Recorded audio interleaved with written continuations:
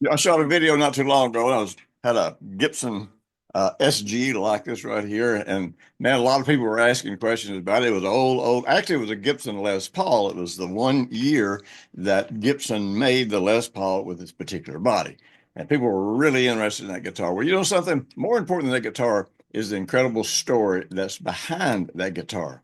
You know, the Bible tells us that all things work together for good to those who love the Lord, who are called according to his purpose. Now, sadly, people take that verse and twist around and say, well, see, everything that happens in your life, God does it for a good reason. So if he kills your kids, you know, it's got a good reason behind it. If you lose your home, God's got a good reason. No, no, God doesn't do all that stuff, and God is not that weird.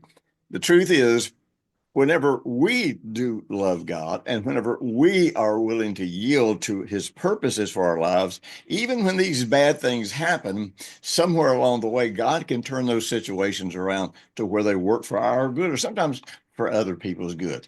Well, almost 60 years ago, I got in trouble with actually with a state senator. And back in those days, these guys could they could get you drafted and send you to Vietnam. And so this state senator contacted me and he said, boy, if you don't do what I want you to do, you're going to wake up one morning in Vietnam. And he could have done it. He had the power to do it. Well, I didn't say anything. I just went right along with him. And actually, the first chance I got, I packed up every single thing I had, me and another friend of mine, and we took off to Mexico. I had to get out of the country because I was not going to get sent to Vietnam by a vengeful old coot that hated my guts. Long and short of it is, it was I don't want to go into the details. I don't want to glorify the details, but it was a good while just spent drinking and drugging, being crazy, and actually it got so bad that a hit was put out on the guy that we worked for, and I didn't actually know that. And I didn't know the Lord, but I woke up at about 7 o'clock one morning. I mean, it was the voice of God speaking in my heart. And he said, get everything you've got and leave here now. So I packed up all my stuff. I left and came back to Alabama. And I guess the storm had blown over. I guess he figured he couldn't find me, so he left me alone after that. But that's not the interesting thing.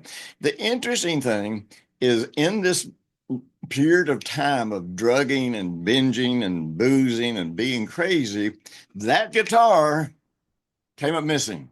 I had no idea. I couldn't even remember where I'd been, much less where I might have left this guitar. And so over the years, that was one of my favorite guitars ever. So over the years, I'd think every now and then about that guitar. I'd say, well, God, you know, if that thing's out there floating around somewhere, I sure would like to get it back. So probably I had been saved at least 20 years or 25 years. And I was in a store one day, Brenda and I were in there, and all of a sudden I heard somebody say, Jimmy Richards. And I thought, oh man, this don't sound good. It sounds like somebody from my past that really wants to nail me somewhere. And so I turned around, and lo and behold, it was this guy that I had spent all this time partying with out in Mexico. And we started talking, and he said, I still got your guitar. And I said, well, what guitar are you talking about? He said, that the red Les Paul. I said, the red Les Paul? Are you kidding me?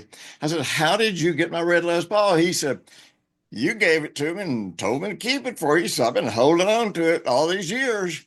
And I said, you are kidding me. And so I said, you know what? I have wanted to get that guitar back. And he said, you know what? I will bring it to you. And so I said, well, fine. I said, you know what? I am preaching somewhere this week. He couldn't believe I was a preacher. He said, I'm preaching somewhere this week. I said, why don't you drop in and let's visit a little bit? So, this guy, I mean, he had been a terrible substance abuser, horrible life. He comes that night, and lo and behold, I get to lead him to Jesus. And so he said, my cousin has the guitars at my cousin's house. I'm going to go see him. I'll get the guitar. I will bring this guitar to you. And as sad as it was, just shortly after that, he died. But you know what? The incredible thing was the loss of that guitar. And I'm not saying that God orchestrated that. I'm just saying it happened, and God found a way to work that situation out for good. And somebody that nobody had ever talked to about the Lord, nobody would talk to this crazy guy about the Lord, showed up And because of a red guitar that I stashed with him decades ago, I got to meet this guy again and lead him to Jesus. You know something? God has a way and is trying to get to everybody you know to give them the greatest life possible. And it's going to be amazing the ways that he is going to use you and maybe use things that you never thought of to reconnect you with people that you're going to be able to help. Listen, guys, I just want you to always look for these opportunities because God's going to bring them to you. Be blessed. Talk to you again soon.